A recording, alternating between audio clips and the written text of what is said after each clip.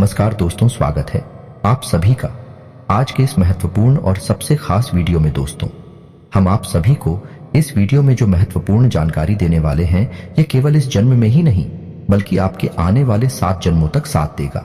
7 जन्मों तक आप इन घटनाओं को भूल नहीं पाएंगे। एक शब्दों में कहें कि यह एकमात्र छोटा सा वीडियो आपके आने वाले 7 जन्मों तक आपको खुशियां देने वाली है। इसीलिए दोस्तों, आज के इस वीडियो को एक बार ध्यान से जरूर देखिएगा। इन्हें देखने की कुछ ही मिनटों के उपरांत आपको खुशखबरी की कॉल आने शुरू हो जाएंगे। घर परिवार में सब ठीक हो जाएगा, चाहे जो भी समस्या हो, और जो भी आपके सपने हैं वे सारे सपने सच होने लगेंगे।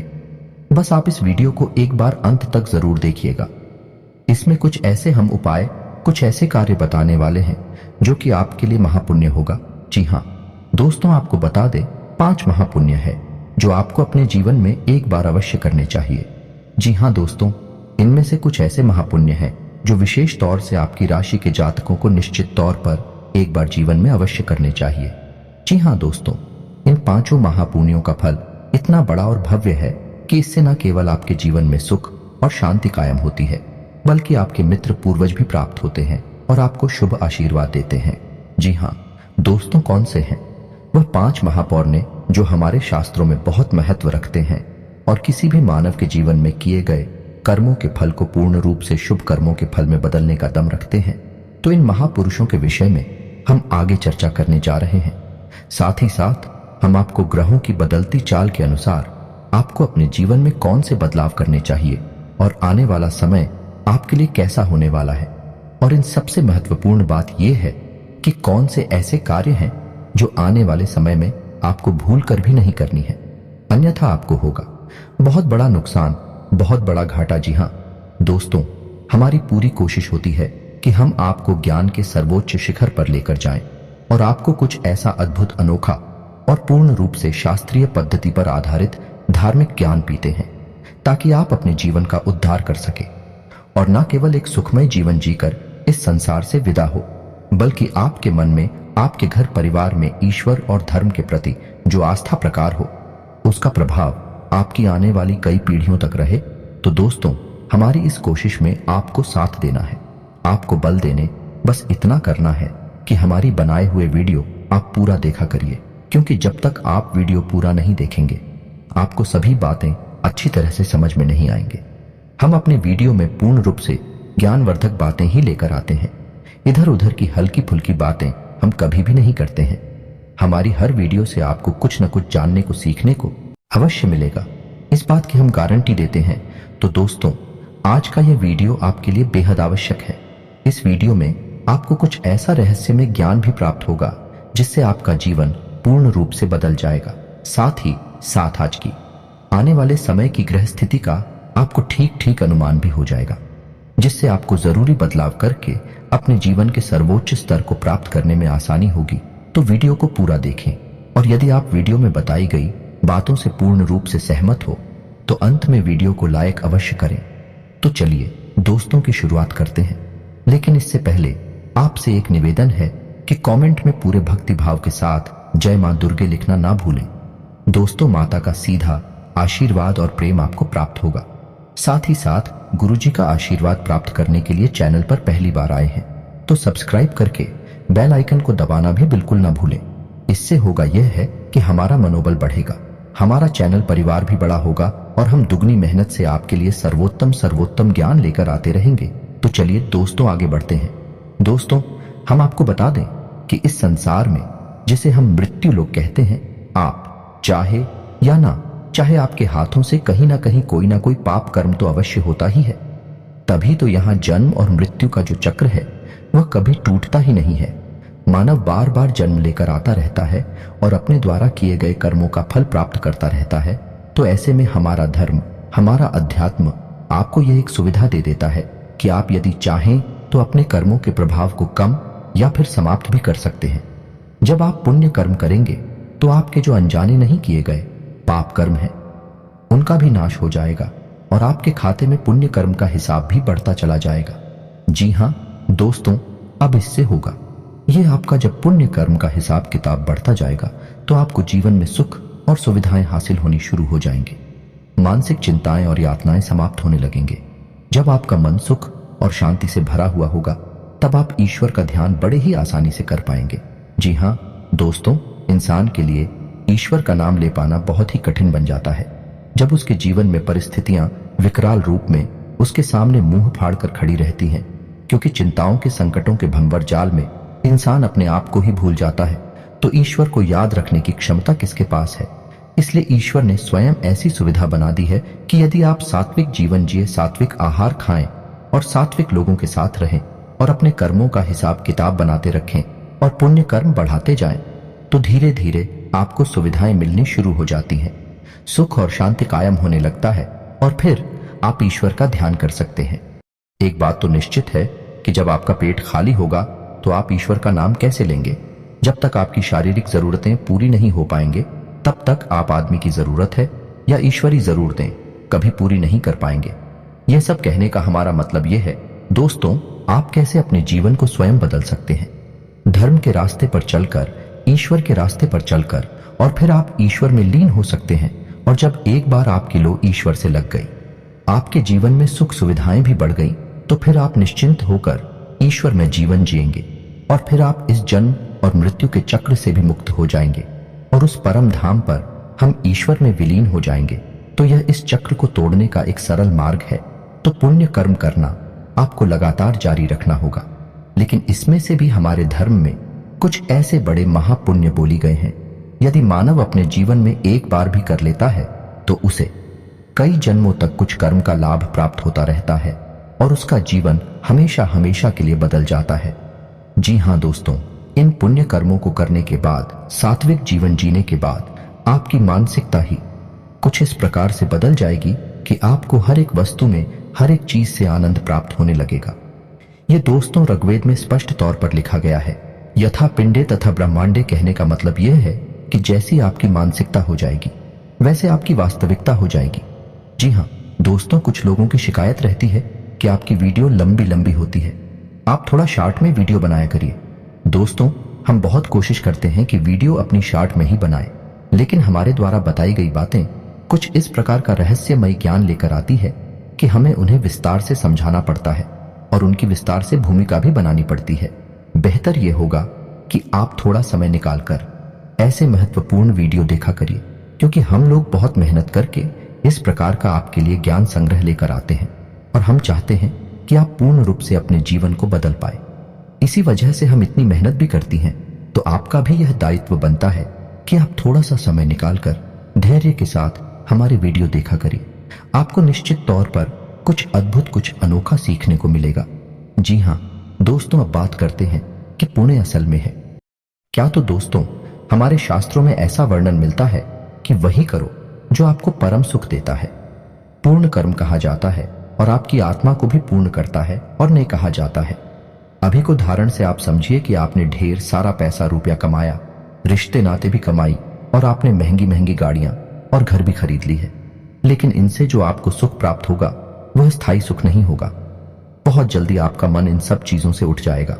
एक छोटा सा उदाहरण यही है कि कुछ लोग आपने देखी होंगे कि वह कुछ कुछ समय में अपना मोबाइल फोन बदलती रहती है। हर 2-4 महीने में एक नया हैंडसेट खरीद लेते हैं, लेकिन आपने देखा होगा उन्हें कुछ समय के लिए तो सुख प्राप्त होता है कि उन्होंने नया फोन खरीदा, लेकिन कुछ समय के बाद ही उसी फोन से विरक्ति होने लगती है। यानी वह परम सुख नहीं है, वह क्षणिक सुख है जो उन्हें कुछ समय के लिए तो प्राप्त होता है, फिर उनसे वापस छीन लिया जाता है। लेकिन उन्हें करने वाले जो कर्म हैं, उन कर्मों से जो सुख प्राप्त होता है वह सुख से आत्मा तक प्राप्त हो जाती है। और यह सुख कोई क्षणिक सुख नहीं है, यह एक स्थायी सुख है। आप कभी किसी गरीब आदमी को भोजन कराकर देखिए, अपने माता पिता के पैर दबाकर देखिए, आपको जो सुख प्राप्त होगा वह बहुत लंबे समय तक टिकेगा। आपको जब जब इस बात का एहसास होगा, आपको परम शांति का एहसास होगा और यह चीजों के खरीदने और बेचने से बड़ा सुख होता है।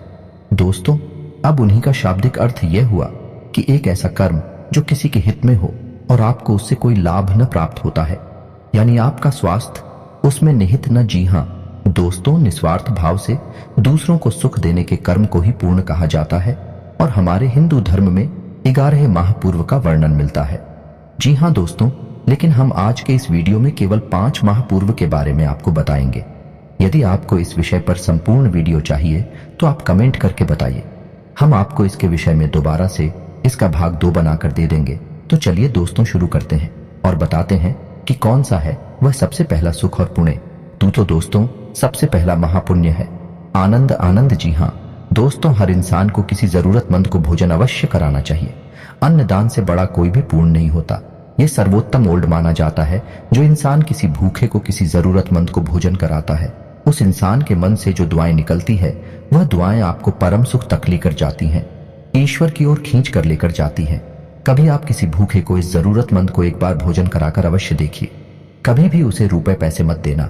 कृपया पैसे का कोई भी महत्व नहीं है दोस्तों ने, आप उसे बैठकर भोजन कराइए बड़े ही प्रेम के साथ, जैसे कोई अतिथि, कोई भगवान का एक स्वरूप आपको मिल गया हो। बस इसी भाव को लेकर आप भोजन कराकर देखिए। आप देखना आपकी आत्मा तृप्त हो जाएगी। आपको जो संतुष्टि मिलेगी वह अद्भुत होगी। जी हाँ दोस्तों, अभिषेक के साथ बात करती है दूसरे महापूर्ण की। तो दोस्तों यह तो हो गया व्यवहारिक होता है, आत्मिक पूर्व, यानी जो आपकी स्वयं की आत्मा को संतुष्ट करेगा। हमारे हिंदू धर्म में 18 पुराण हैं, जिनमें से 2 पुराने ऐसे हैं जो हर एक इंसान को अपने जीवन में एक बार पूर्ण रूप से वाचन है या फिर श्रवण अवश्य करना चाहिए।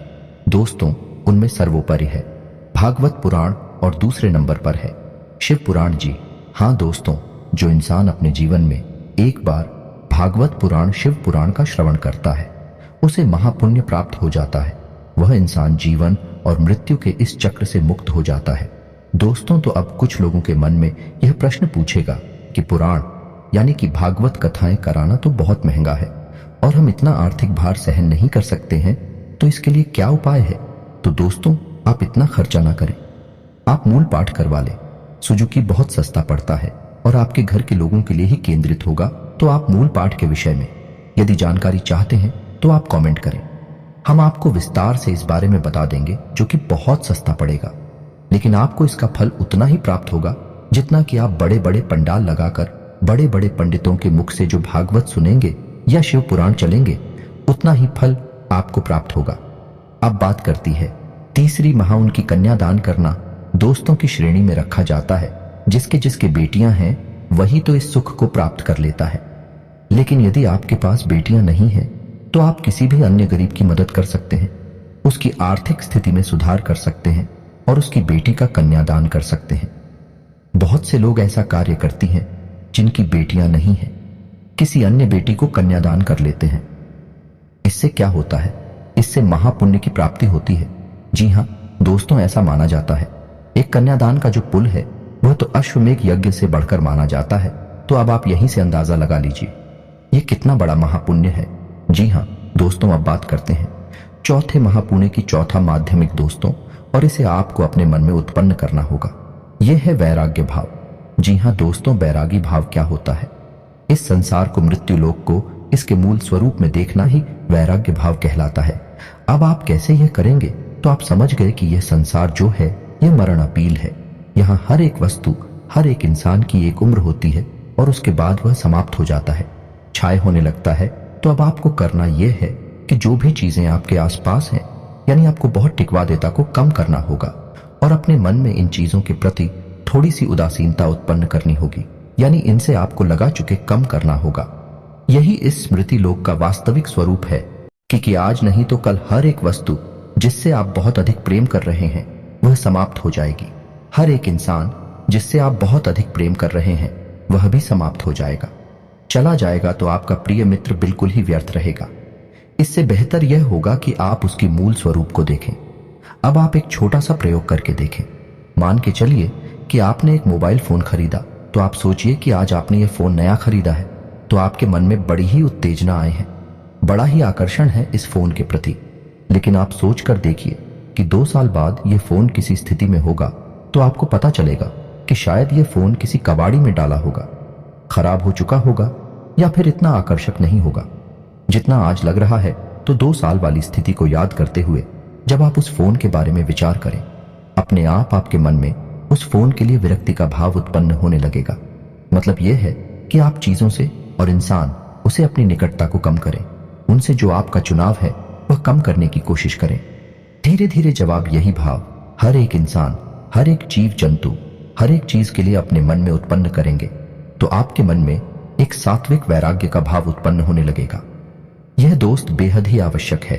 ईश्वर ने हमें इस संसार में भेजा है, इस संसार को भोगने के लिए नहीं, इस संसार से सुख प्राप्त करने के लिए, और फिर इस सुख का उस परम सुख से तालमेल बैठाने के लिए। कहने का मतलब यह है कि आप पहले छोटे सुख लीजिए, यानी अपनी इंद्रियों के सुख की पूर्ति कीजिए।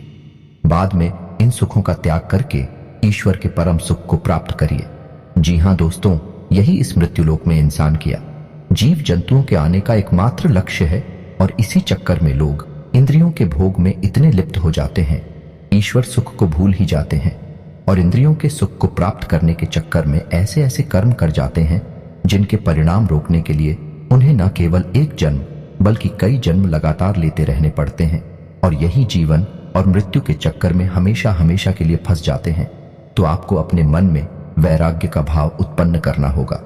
चीजों के, इंसानों के इस मृत्युलोक में मौजूद हर एक वस्तु के मूल स्वरूप को जानना होगा कि हर एक वस्तु शरण दिल है, मुश्किल है, धीरे धीरे छाए हो रही है। तो आप इससे लगाव करने की कोई आवश्यकता नहीं है। आप लगाव उससे कीजिए जो शाश्वत है, जो परम है, जो ईश्वर है, जो आपके अंदर मौजूद रहे और आप हो प्रेम पूर्वक पुकार रहा है। जी हां दोस्तों, अब बात करते हैं पांचवें और अंतिम गोल्ड की, यानी महापौर। दोस्तों, पांचवा महापूर्ण है अहिंसा। यह भी एक आध्यात्मिक पूर्ण है। दोस्तों, आपको अपने मन में हिंसा की जो भी भावनाएं हैं उन्हें धीरे धीरे दूर करना सीखना होगा। जी हां दोस्तों, याद रखिए, हिंसा कई प्रकार से हो सकती है, मन से, वचन से और कर्म से। आपको पहले अपने कर्म की हिंसा पर नियंत्रण करना होगा। यदि आप ऐसे कार्य जिनसे दूसरों को दुख पहुंचता है, हानि पहुंचती है, उन कार्यों पर रोक लगानी होगी। फिर अपने वचन की हिंसा पर नियंत्रण हासिल करना होगा, यानी कि आपके कहे हुए शब्दों से जब किसी को पीड़ा होती है तो उस हिंसा पर भी आपको नियंत्रण करना होगा, और इसके बाद नंबर आएगा आपकी मानसिक हिंसा पर, यानी कि आप किसी के लिए मन में भी गलत नहीं सोचेंगे। जब आप इन तीनों प्रकार की हिंसा पर विजय हासिल कर लेंगे तो आप जो भी कर्म करेंगे, जो भी जीवन जिएंगे, सब कुछ महापूर्व में शामिल हो जाएगा। जी हां दोस्तों, यही तो थी वह 5 महापूर्व जो हर एक इंसान को अपने जीवन में एक बार अवश्य करने चाहिए। अब इसमें से खास तौर पर आपके लिए जो कुंडली बनाए गए हैं विधु हैं, यानी कि बैरागी का पूर्ण। कहने का मतलब यह है कि आपकी राशि के जातकों का यह विशेष प्रभाव होता है कि कभी कभी आपको इंसानों से, जीव जंतुओं से और चीजों से भी जरूरत से अधिक लगाव हो जाता है। फिर उनकी छोटी छोटी बातों से, छोटी छोटी चीजों से भी आप कभी सुखी होते हैं, खुश होते हैं और कभी दुखी होने लगते हैं। तो आपको उनके मूल स्वभाव को जानना होगा और उसी प्रकार उनसे बर्ताव करना होगा और अपने मन में वैराग्य का भाव उत्पन्न करना होगा। इससे आपकी मानसिक शांति भी होगी और आपको महापुण्य की प्राप्ति भी होगी। और दूसरा, आपकी राशि के लिए अहिंसा का पुण्य। दोस्तों, कभी आप इतने उत्तेजित हो जाते हैं कि आप वह सब भी कह जाते हैं जो दूसरों को बहुत कष्ट पहुंचाता है।